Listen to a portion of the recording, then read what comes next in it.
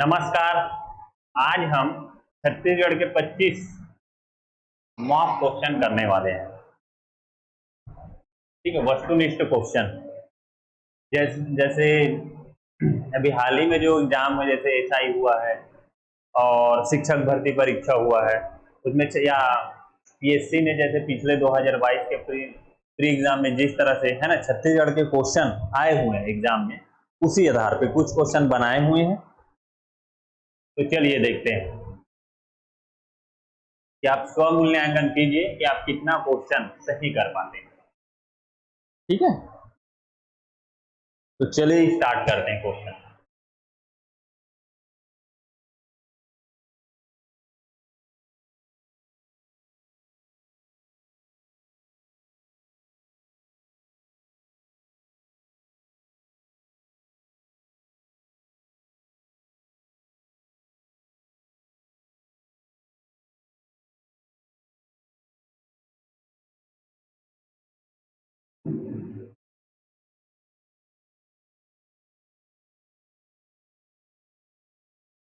ठीक है, जैसे हम क्वेश्चन देख रहे हैं, क्वेश्चन नंबर पहला। ठीक है, सभी को दिखाई दे रहा है? ठीक है, चलिए। जैसे क्वेश्चन नंबर पहला, बस्तर क्षेत्र में रथ यात्रा महोत्सव, ठीक है, इसे रथ दूज भी कहा जाता है। ठीक, महोत्सव के समय कौन सा प्रसाद वितरित किया जाता है? पक्षी, चिड़िया, गजम या लड्डू? ठीक है, तो इसका सही आंसर है गजम। याद रखेंगे। ठीक है, चिड़िया जो है राजू लोचन मंदिर में जो प्रसाद ठीक है वितरित किया जाता है। और पक्षी जो भी पूछा हुआ भी था ऐसा एग्जाम में, जो मीठा होता है ना, तो इसको याद रखेंगे। तो इसका सही आंसर है गजामुन। ठीक, रथ दूज भी कहा जाता है, आषाढ़ माह पे मनाया जाता है। ठीक है, तो याद रखेंगे। चलिए दूसरे क्वेश्चन पे आते हैं। क्वेश्चन नंबर 2, निम्नलिखित कथनों में से निम्नलिखित कथन को पढ़िए। और एक में आगे लिखना था सही उत्तर का चुनाव करिए, ये छूट गया।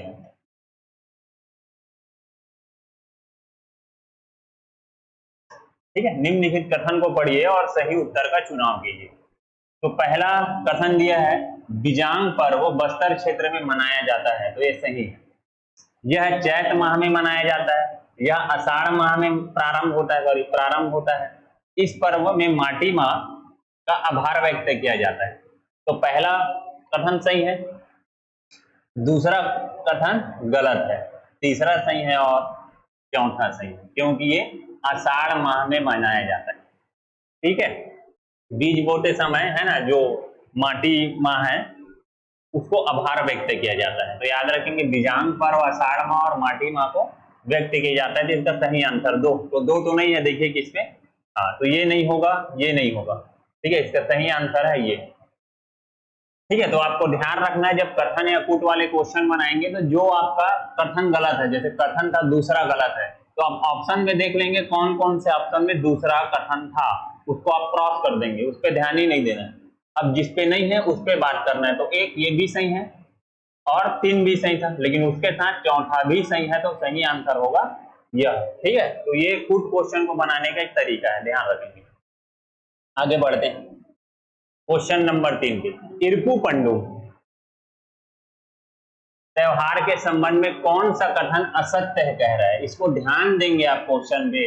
इस तरह से क्वेश्चन जो आ रहे हैं व्यापम पे और पीएससी पे, कि सत्य है, सत्य है, सत्य नहीं है, कि असत्य नहीं है, इस तरह से, तो अपने को गलत पूछ रहे हैं यहाँ पे, कौन सा कथन गलत है। ठीक है, तो इरपू यह बस्तर क्षेत्र में मनाया जाता है, तो ये सही है। यह पर्व महुआ फसल आने पर आयोजित किया जाता है, ये भी सही है। ठीक है, यह पर्व चैत बैसाख माह में मनाया जाता है। ठीक है, तीसरा और चौथा कथन है। ठीक है, यह पर्व जेठ आषाढ़ माह में मनाया जाता है, तो ये कथन सही है, ये भी कथन सही है और चैत बैसाख भी सही है। इसका गलत आंसर है यह। ठीक, तो याद रखेंगे। बस्तर में जो पंडुम है, पंडुम का अर्थ ही त्योहार होता है। ठीक है, जब भी कोई नई फसल आती है तो है ना, उसके उपलक्ष्य में मनाया जाता है। कहा जाता है कि महुआ फसल आने पर आयोजित किया जाता है, ठीक है। और कहा जाता है कि जब तक पंडुम, क्वेश्चन भी आया था कि भाई नवाखाई को क्या कहते हैं, तो पंडुम, नवाखाई का मतलब है नई फसल के आगमन पर, ठीक है, जो पर्व मनाया जाता है। तो पंडुम का अर्थ त्योहार ही होता है यहाँ पे, ठीक। और जब तक पंडुम त्योहार नहीं मनाया जाता तब तक महुआ फसल बिनना निषेध होता है, ठीक है, ध्यान रखेंगे इस पे। तो महुआ फसल, और ये चैत बैसाख माह में बनाया जाता है, जेठ आषाढ़ में नहीं मनाया जाता, याद रखेंगे। अगर आप देखे होंगे महुआ का फूल कब पेड़ पे लगता है ना, तब आपको ज्ञात होगा कि चैत बैसाखी है वो, जेठ आषाढ़ पे तो नहीं होता, ठीक है, क्योंकि आषाढ़ में बारिश शुरू हो जाएगा, ठीक है। तो हमारा आंसर ये था, याद रखेंगे। इरकू पंडुम और होता है, कोरा पंडुम होता है ना। तो इस तरह से, तो इस पे ध्यान रखना है। आगे बढ़ते हैं अपन, क्वेश्चन नंबर 5, निम्नलिखित में से कौन सी नदी कर्क रेखा को स्पर्श, ठीक है, कर्क रेखा को स्पर्श करती है, ठीक। तो ये चारों जो है ना, उत्तर छत्तीसगढ़ की नदियां, देख लेते हैं यहाँ पे।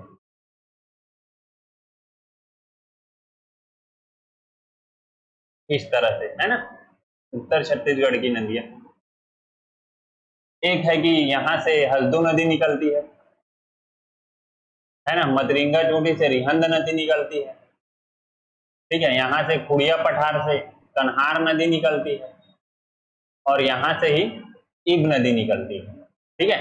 और याद रखेंगे जो कर्क रेखा है छत्तीसगढ़ के 4 जिलों को स्पर्श करती है यहाँ से, ठीक है, जिसमें से है मनेन्द्रगढ़, तिरमिरी, भरतपुर, कोरिया, है ना, सूरजपुर और बलरामपुर। तो बलरामपुर पे कुसमी जो तहसील है, और बलरामपुर वहां पे याद रखें अपन, इस तरह से जो यहाँ पे दिखाई देता है गौर लाटा, जहाँ पे अपन बनाते हैं वहां से क्रॉस करती जस्ट उसके नीचे से, जबकि कुड़िया पठार जसपुर पे है, तो इसलिए वो इब नदी को, तो इब नदी उसे स्पर्श नहीं करेगी, ठीक है। तीनों नदियां हसदो कैमूर से निकलेगी तो, है ना, रिहन, और एक होगा कन्हार। तो इसका आंसर है ये स्पर्श करेगी, ये स्पर्श करेगी, ये नहीं करेगी। तो देखना चौथा आंसर किसमें है, तो ये, तो 3 अपने को लेना है, कौन कौन से, 1 2 3, तो यहाँ पे ऑप्शन हो जाएगा ये वाला, ठीक है, ध्यान रखेंगे, इस तरह से क्वेश्चन आएगा तो, ठीक। चलिए आगे बढ़ते हैं क्वेश्चन नंबर 6 की ओर। छत्तीसगढ़ के भौगोलिक प्रदेशों को दक्षिण से उत्तर की ओर आपको जमाना है ना, इस ओर से इस ओर, ठीक है, दक्षिण से उत्तर की ओर आपको, ठीक, हमको इस ओर व्यवस्थित करना है, व्यवस्थित कीजिए। दक्षिण उच्च भूमि है, दूसरा है दक्षिण का पठार है, कोटरी कांकेर बेसिन है, और सरगुजा बेसिन है, ठीक है। तो देखते हैं इसमें, तो सबसे पहले जमा लेते, अगर हम देखेंगे तो, अगर मैं नीचे से करूं तो सबसे नीचे, तो अपन अगर देखें भौगोलिक प्रदेश में, तो सबसे पहले गोदावरी सबरी का मैदान है सबसे, उसके ऊपर रहता है दक्षिण का पठार, ठीक है। मैं एक वीडियो बनाया था बस्तर संभाग की पहाड़ियां, उसमें मैं बताया हूं, ठीक है, दक्षिण का पठार जो बीजापुर, दंतेवाड़ा और सुकमा जिले पे, उसी के जस्ट ऊपर उसके बाद कोटरी कांकेर बेसिन आएगा,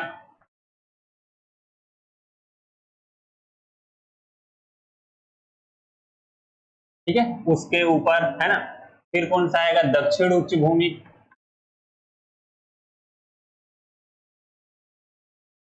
और फिर आ जाएगा सरगुजा बेसिन,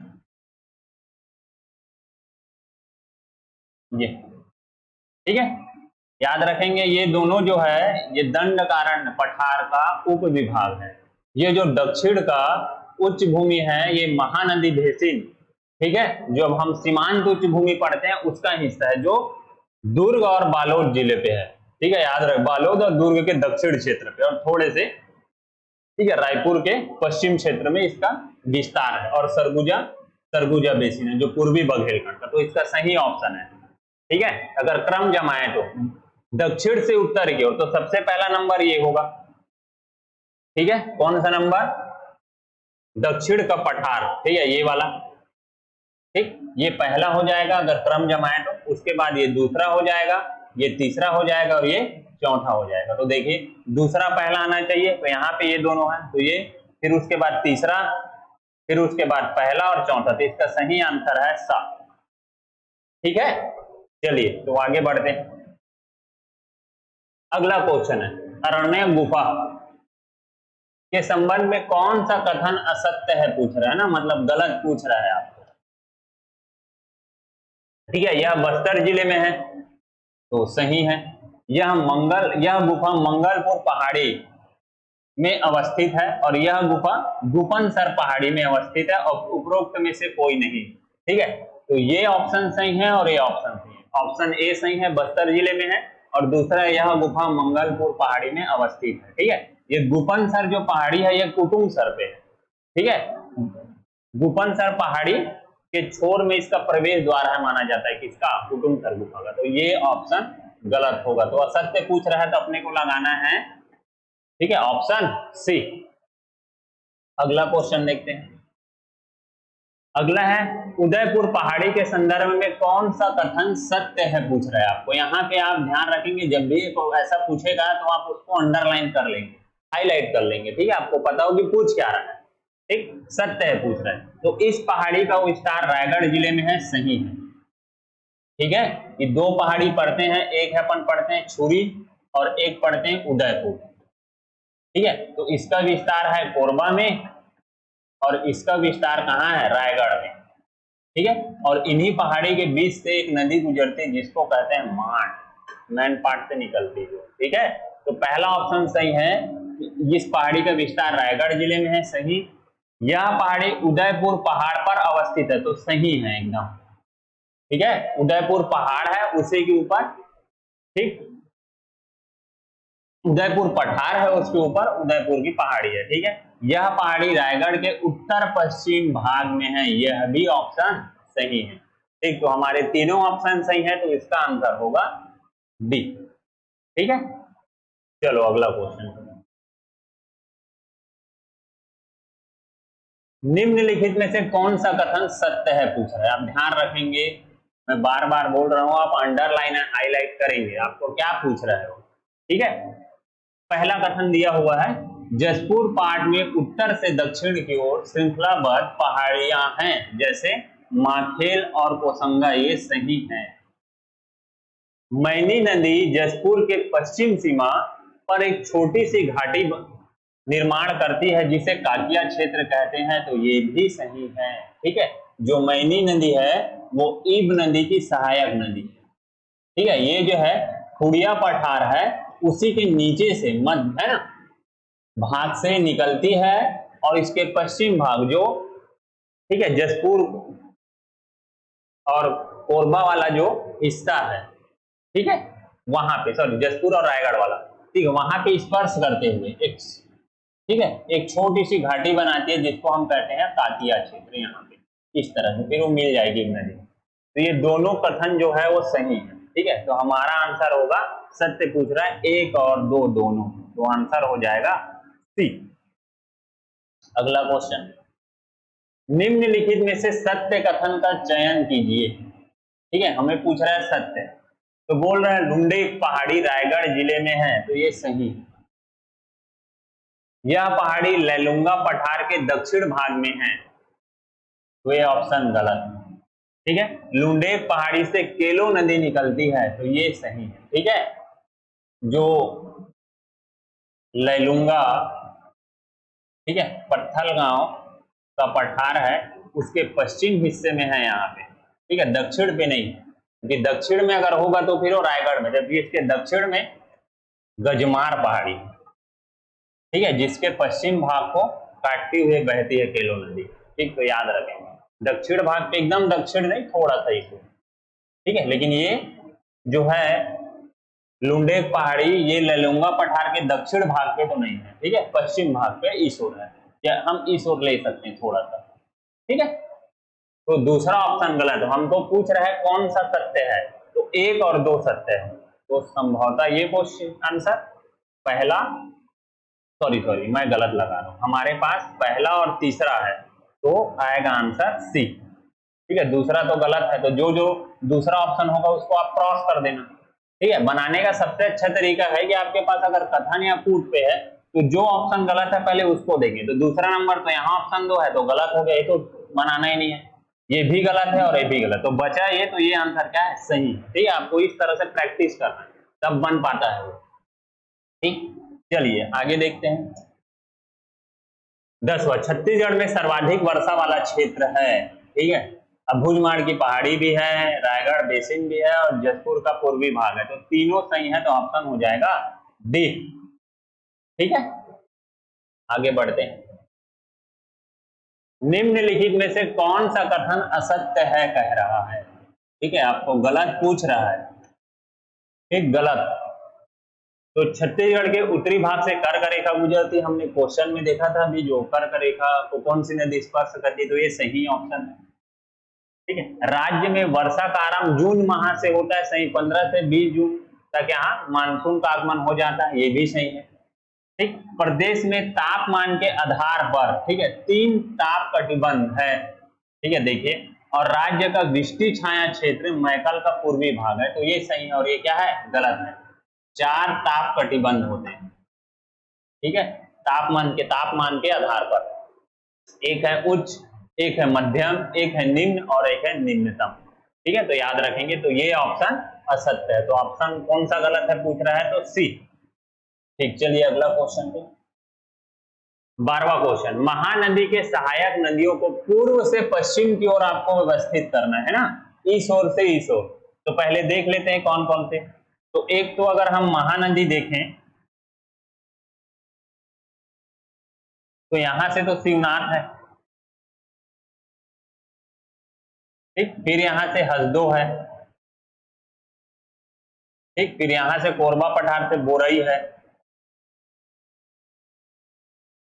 ठीक है, फिर कौन सा दिया है, फिर यहां से मैन पाट से मांड है।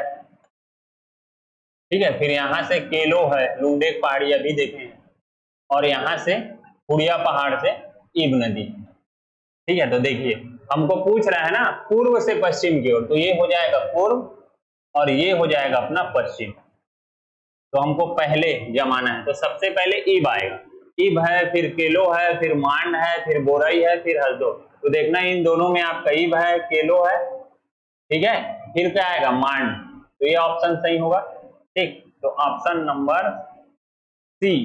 ठीक है, कौन सा आंसर सही है, सी। ठीक, मतलब साफ। चलिए अगला क्वेश्चन पे चलते हैं। निम्नलिखित में से कौन सा शिलालेख, मतलब कौन सा शिलालेख का प्रारंभ विजयी था, विजयी है और विजयी रहेगा।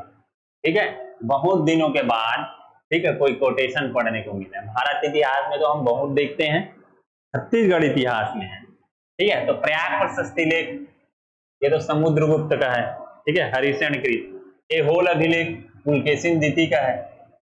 एक केसरी बेड़ा है, ठीक है, और एक है पूर्णागढ़, तो ये पूर्णागढ़ शिलालेख है। ठीक है, याद रखेंगे, नल शासक या नल वंश है ना, जो स्कंद वर्मा है या वर्मन, ठीक है, उसका ये शिलालेख है। ठीक है, पूर्णागढ़ शिलालेख, इसको याद रखेंगे। भवदत्त वर्मन के 2 बेटे, अर्धपति और स्कंद वर्मन उसका छोटा पुत्र है ना। अर्धपति की मृत्यु के बाद फिर ये गद्दी पे बैठेगा, है ना, साम्राज्य का विस्तार करेगा, याद रखेंगे। ठीक, पूर्णागढ़ में एक लिखा हुआ भी है इस अभिलेख में कि पूर्णागढ़ में एक विष्णु मंदिर बनवाता है। ठीक है, तो कहते हैं कि जब ये शिलालेख मिलता है ना, जब मिला था तो जैसे उसपे इसी वाक्य से प्रारंभ होता है कोटेशन के, विजयी था, विजयी है और विजयी रहेगा। ठीक है, याद रखेंगे। तो ये पूर्णागढ़ शिलालेख है, नलवंश से संबंधित है, ये भी नलवंश से संबंधित है। आगे बढ़े। निम्नलिखित कथन को ध्यान पूर्वक पढ़कर विचार कीजिए। ठीक है, इस तरह से कूट जो है पीएससी पे आ रहे हैं आजकल। तो हमारे पास 4 कथन है। पहला, जाजल्य देव को गज शार्दुल की उपाधि था, जाजल्य देव ने। ठीक है, तो ये सही है। ठीक, जाजल्य देव ने जाजल्यपुर नगर की स्थापना की, हाँ, तो ये भी सही है। ठीक है, ठीक है, जाजल्यपुर का वर्तमान नाम जांजगीर है। ठीक है, ये भी ठीक है। ठीक है, जांजगीर में ही एक शिव मंदिर की स्थापना की थी, मतलब उन्होंने। ठीक है, तो शिव मंदिर की स्थापना नहीं की थी, विष्णु मंदिर है वो, ठीक है, जो अधूरा बना हुआ है ना, याद रखेंगे, जो पूर्ण नहीं हुआ। तो इसलिए चौथा कथन जो है वो गलत है, बाकी सभी सही है। तो हमको देखना है जो चौथा गलत है। एक दो सही है परंतु तीन चार गलत है, तो हमारा तीन भी सही है तो ये तो नहीं होगा। एक तीन सही है परंतु दो, तो दो भी सही है, ये भी नहीं होगा। एक तीन चार, तो चार को तो सही मान रहे हैं, मतलब ये भी नहीं होगा। तो अंतिम आंसर परंतु चार गलत है, एक दो तीन सही है परंतु चार गलत है। तो हमारे पास एक दो तीन सही था, चार गलत है, तो आंसर आ जाएगा डी। ठीक है, चलो आगे बढ़ते हैं, देखेंगे सही कथन का चुनाव कीजिए। यहाँ पे है ना, यहाँ पे आप मेंशन कर लेंगे, यहाँ पे ठीक लिख लेंगे कलचुरी काल में, मैं लिख दे रहा हूँ कलचुरी काल में, ठीक, क्योंकि यहाँ पे थोड़ा सा, और ये इसको आपको पढ़ेंगे, ठीक। कलचुरी कलचुरी काल में राष्ट्र को पूर्व, मतलब कलचुरी काल में राष्ट्र के बाद पूर्व को महत्वपूर्ण अंग माना जाता था, ठीक है, माना जाता था। कलचुरी काल में पूर्व को राजधानी कहा जाता था, नहीं, ठीक है, जबकि पूर्व को याद रखेंगे, कलचुरी काल में पूर्व का अर्थ ही है नगर, ठीक है, मतलब शहर, ठीक। ये है कि पूर्व जो होता था, शहर जो होता था, उसे है ना किले से घेरा जाता था, सुरक्षा मतलब सुरक्षित रखने के लिए, ठीक। तो जैसे इसमें पूर्व का नाम आता है, जैसे होता है रतनपुर, रायपुर, ठीक है, जाजलपुर अभी जो है, ठीक है, जगपालपुर, तखतपुर, ठीक है, राजपुर। तो अब बताइए क्या सभी जो पुर हैं वे सभी राजधानियां थी क्या? नहीं, ठीक है, याद रखेंगे। तो पहला वाला जो कथन है वो सत्य है, लेकिन दूसरा सत्य नहीं है, याद रखेंगे, सभी पुर को राजधानी नहीं कहा जाता था। तो इसलिए हमारा आंसर होगा सही कथन में केवल अ, मतलब ए, ठीक है, याद रखेंगे आप। तो आपको थोड़ा से क्वेश्चन मतलब पढ़ने पड़ेंगे अच्छे से, ठीक, ऐसे क्वेश्चन को बनाने के लिए। चलिए अगला, निम्नलिखित में से सत्य कथन पर विचार कीजिए।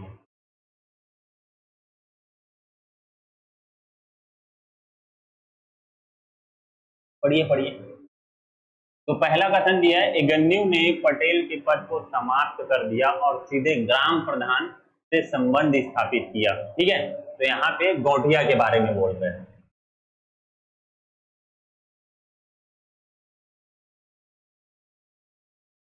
ठीक है। तो ये सही है, पटेल के पद को उन्होंने समाप्त किया था, ठीक है। सत्य कथन भी हमें पूछ रहा है। दूसरा, इगन्यू ने जिस गांव का राजस्व 1000 रुपए होता था वहां कारकुन की नियुक्ति की जो गांव गांव का हिसाब रखता था, ठीक है, गांव का मतलब जो है ना आय व्यय का है ब्यौरा, उसका हिसाब रखता था, ठीक है। तो ये दोनों के दोनों कथन सही है, पहला वाला भी सही है और दूसरा वाला भी सही है। तो सत्य पूछ रहा है तो ए कर दो, ठीक। जो पटेल होता था, जब हम कलचुरी काल पढ़ते हैं तो कलचुरी काल में हम पढ़ते हैं बरहो, पढ़ते हैं, याद होगा आपको, 12 गांव का समूह होता है,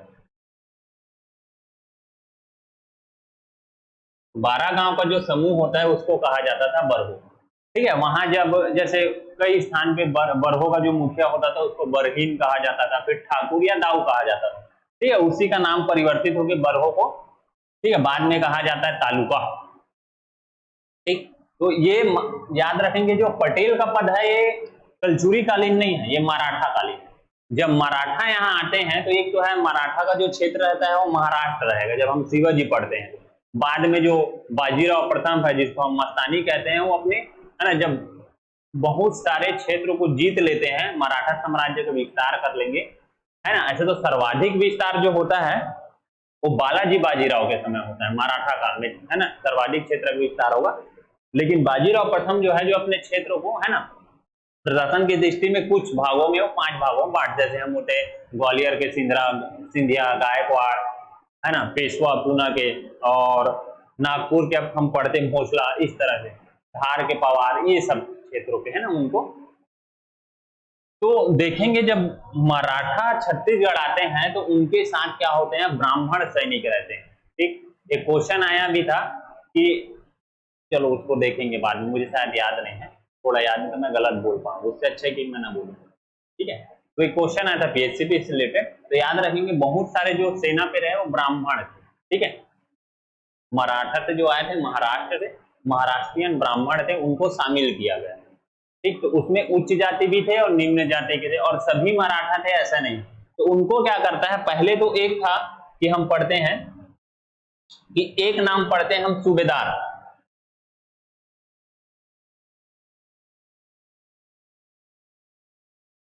सूबेदार, तो सूबेदार जो होता है वो भोसला राजा का क्या होता है, प्रतिनिधि होता है। ठीक है, भोसला राजा का प्रतिनिधि होता है ना। और छत्तीसगढ़ में फिर हम देखेंगे सूबेदार पद्धति की शुरुआत हुई, तो सूबेदार छत्तीसगढ़ क्षेत्र को सूबेदार के अधीन सौंप दिया गया। उसको कहा गया कि भाई मतलब उन्हें ही मतलब भोसला राजकुमार उन्हें ही सूबेदार बनाते थे जो सबसे ज्यादा राजस्व छत्तीसगढ़ से वसूल करके देता था, है ना, बोली लगती थी उसका। तो वैसे लोगों को सूबेदार बनाया गया। ठीक, अब सूबेदार क्या करता था, जो व्यक्ति सर्वाधिक गांव से, जो गांव का समूह है वहां से ज्यादा राजस्व वसूल करके देगा, उसको वो पटेल नियुक्त किया जाता था।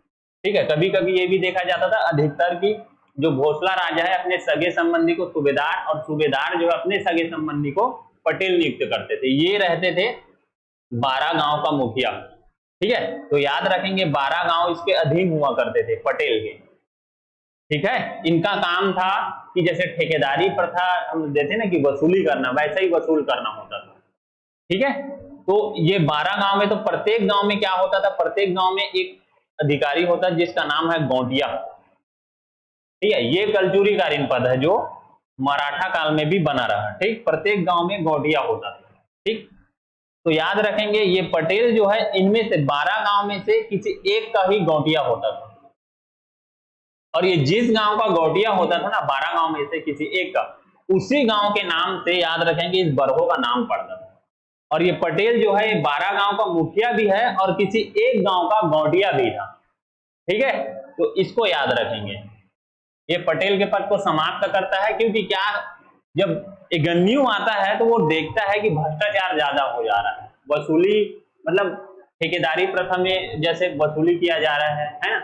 जैसे खासकर जो सूबेदार द्वारा कहा जा रहा है कि इस क्षेत्र से हमको इतना राजस्व चाहिए, तो चाहे उस समय फसल हुआ हो या ना हुआ हो, वसूल किया जाता था। लेकिन गौटिया जो होता था गांव में बड़ा प्रचलित था, वो सीधे, है ना, किसानों से संपर्क स्थापित, किसी का सुख दो हो, कोई गांव में कोई नया व्यक्ति आ रहा है रहने को, या वहां से कोई जा रहा है, किसी के कर्ज को माफ करना हो, किसी को, है ना, कृषि के लिए रुपए देने हो, है ना, तो ये सब काम गौटिया करता था।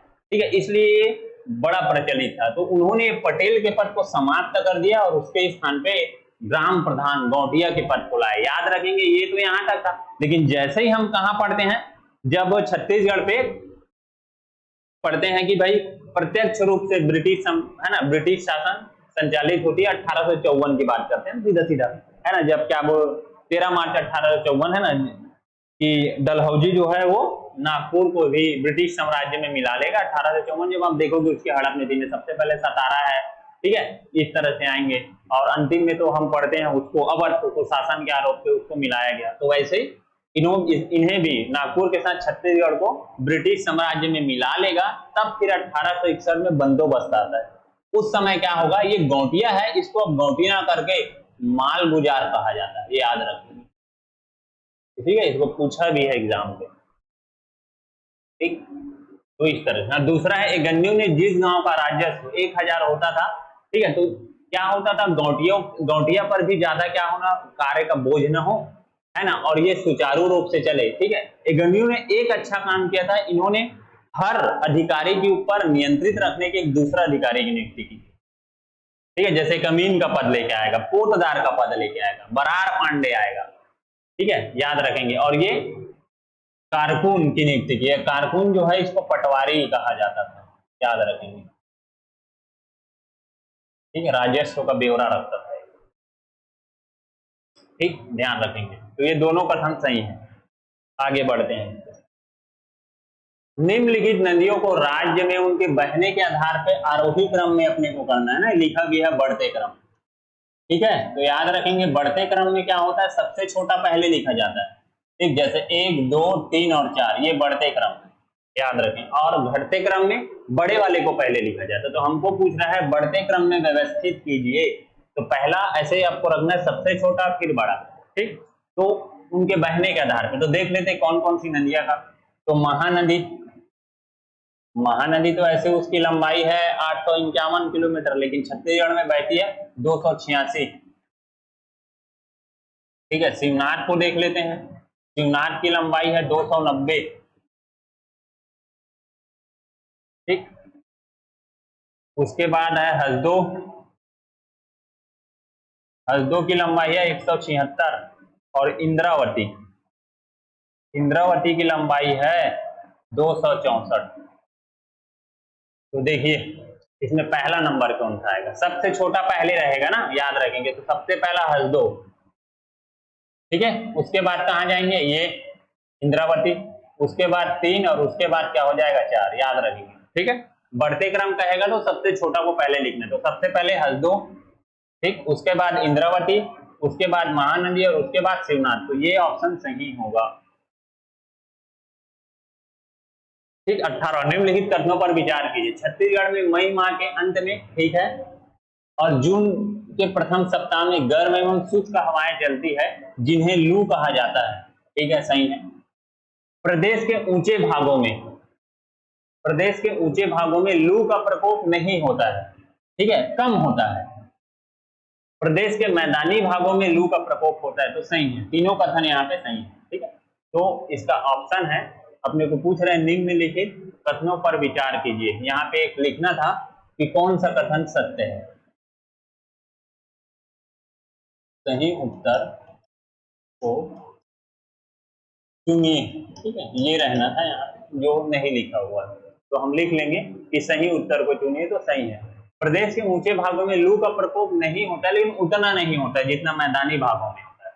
ठीक है, मैदानी भागों में लू का प्रकोप ज्यादा, जैसे आप देखेंगे मध्य छत्तीसगढ़ में रायपुर, बिलासपुर, जांजगीर, रायगढ़, इस क्षेत्र पे ज्यादा दिखाई देता है ना तापमान, जबकि हम उत्तर और दक्षिण क्षेत्र में थोड़ा कम देखते हैं।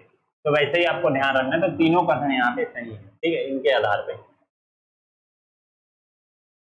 छत्तीसगढ़ को 3 कृषि जलवायु क्षेत्र में विभाजित किया गया है। ठीक है, कौन उस क्षेत्र में शामिल नहीं है पूछ रहे हैं। ठीक है, तो 3 कृषि जलवायु क्षेत्र है, तो एक उत्तरी क्षेत्र को उत्तरी पहाड़ी या सरगुजा संभाग वाला, एक है छत्तीसगढ़ का मैदान है, और एक है बस्तर का पठार है। इसमें ये शामिल नहीं है, तो शामिल नहीं को पूछ रहा है, तो हमें इसे आंसर लगाना है।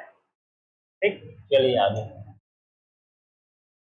अगला क्वेश्चन है, निम्नलिखित कथनों पर विचार कीजिए, और यहां लिखना था सही उत्तर को चुनिए।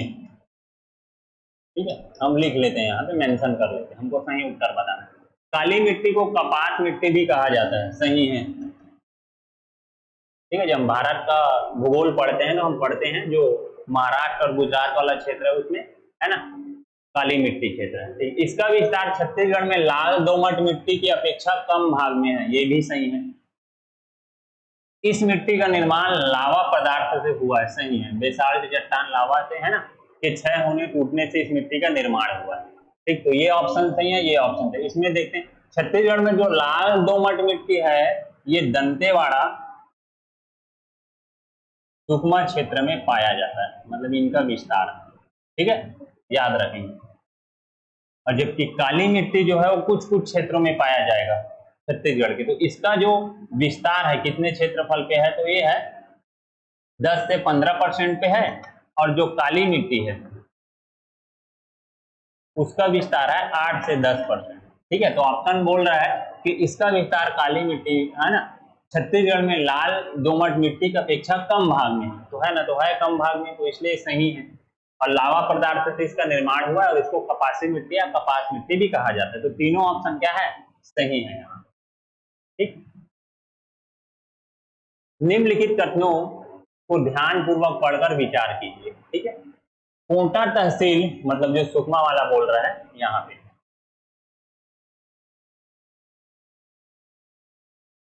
ये वाला, ठीक है, ये वाला हिस्सा पूछ रहा है हमको।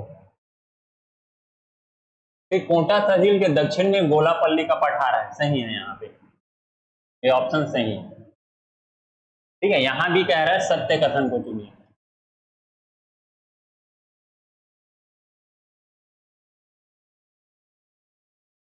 ठीक है, इस पठार पर गोलापल्ली की पहाड़ी है, ये भी सही है।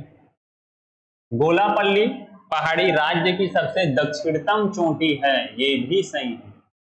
ठीक है, तो तीनों ऑप्शन सही है, तो आप आंसर हो जाएगा बी। ठीक, एक वीडियो होगा दक्षिण बस्तर संभाग की पहाड़ी, उसमें शायद मैं ये सबको बताया हूँ, आपको एक क्वेश्चन आएगा तो इसको आपको ध्यान रखना है। ठीक है, दक्षिणतम बिंदु तो कोंटा है सुकमा का, है ना, और सबसे दक्षिणतम जो चोटी है या पहाड़ी है वो गोलापल्ली है। ठीक है, इसकी ऊंचाई है 935 मीटर, याद रखेंगे इसकी ना, इसकी पहाड़ी के ऊपर। चलिए आगे, निम्नलिखित कथनों में से कौन सा कथन सत्य है पूछ रहा है, और बड़ा मजेदार क्वेश्चन है। ठीक, महानदी का उद्गम खालिस्तान से होता है, सिहावा पर्वत है यहाँ पे, तो कौन से भाग से हो रहा है? पूर्व से हो रहा है पूछ रहा है, कि पश्चिम हो रहा है, कि उत्तर से हो रहा है, कि दक्षिण से हो रहा है? ठीक, तो महानदी का उद्गम सिहावा के पूर्वी भाग से है, कि पश्चिम से है, कि उत्तरी से, तो दक्षिण, तो इसका आंसर है पूर्वी भाग से। ठीक है, तो ये ऑप्शन इसका सही है, ध्यान रखेंगे इस क्वेश्चन को। ठीक है,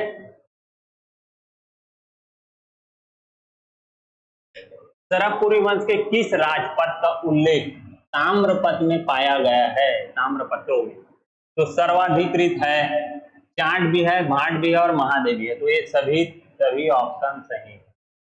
ठीक है, याद रखेंगे, आपको पढ़ना पड़ेंगे कुछ अच्छे बुक। मैं फिर से बोल रहा हूँ, ग्रंथ एकेडमी की बुक पढ़ सकते हैं, राकेश यादव की छत्तीसगढ़ की इतिहास, तो क्वेश्चन तो पूछे जा सकते हैं। अब है 24, छत्तीसगढ़ प्रतीक चिन्ह को राज्य शासन द्वारा स्वीकृत किया गया 1 नवंबर 2000 को, छत्तीसगढ़ का है ना, 4 सितंबर 2001, 4 जुलाई 28, तो इसका आंसर है यह। ठीक है, 4 सितंबर 2001 को, और 4 जुलाई को हर्बल स्टेट है, और 28 नवंबर 2000 को छत्तीसगढ़ी को छत्तीसगढ़ी राजभाषा आयोग। ठीक है, याद रखेंगे इस पे, तो इसका ऑप्शन है बी।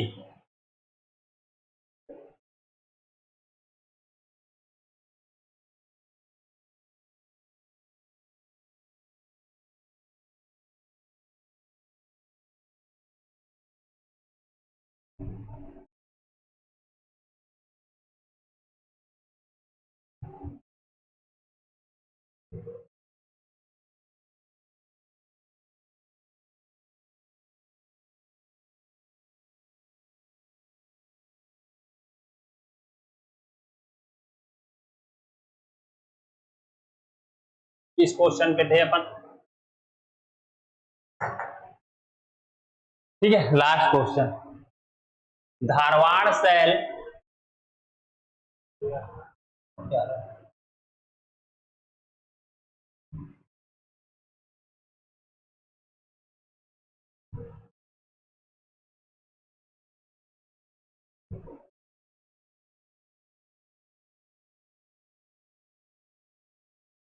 थोड़ा प्रॉब्लम, टेक्निकल प्रॉब्लम।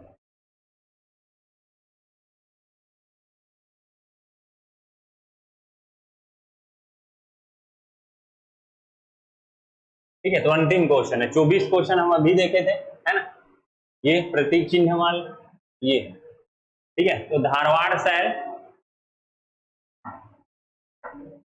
ठीक, धारवाड़ शैल की सोना खान क्रीज की चट्टानों का रंग है, याद रखेंगे, बताइए, लाल है, हरा है, बैगनी है, कि गुलाबी है? एक क्वेश्चन इससे रिलेटेड आया था पीएससी एग्जाम पे, कि डोंगरगढ़ क्षेत्र में जो पाया जाती है चट्टान, उसका रंग क्या है? तो याद रखेंगे, है ना, तो धारवाड़ शैल की जो सोन खान है, ठीक है, ये गुलाबी रंग है। ठीक है, तो इसको देखिए क्वेश्चन को पहले। ठीक, तो इसका रंग क्या है? गुलाबी है। तो इस तरह से क्वेश्चन आपको ध्यान रखने हैं। ठीक है, आपको क्वेश्चन कैसे लगा, क्वेश्चन का पैटर्न कैसे लगा, सही सरल था कि कठिन था कि एवरेज था, बताइएगा कमेंट करके, कि हम लोग या हमारी टीम और ऐसे क्वेश्चन, है ना, लेके आते रहे। तो ठीक है, तो